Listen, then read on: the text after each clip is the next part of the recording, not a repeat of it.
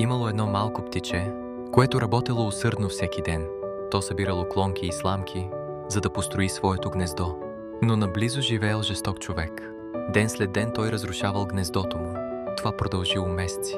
Всеки път, когато гнездото било разбито, птичето чувствало болка, но никога не се отказало. Всеки ден отново събирало клонки, всеки ден отново изграждало гнездото си. То просто продължавало. Един ден човекът се изморил. Казал си: защо да продължавам?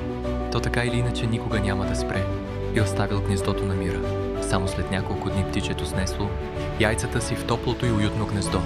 Скоро от тях се излюпили малки пиленца, дребни, писукащи и пълни с живот. Когато човекът ги видял, сърцето му се смекчило. За пръв път усетил истинска радост. От този ден нататък започнал да помага на семейството. Птице, носил им зрънца и ги пазил. Един ден той попитал птицата: аз разрушавах гнездото ти всеки ден.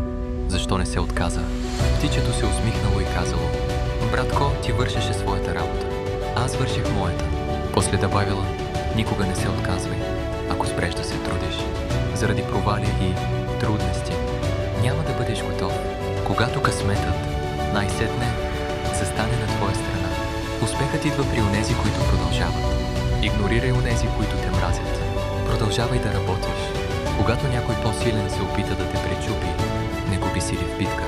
Остани фокусиран върху своята цел. Един ден дори твоят враг може да се промени и да стане най-големият ти поддръжник.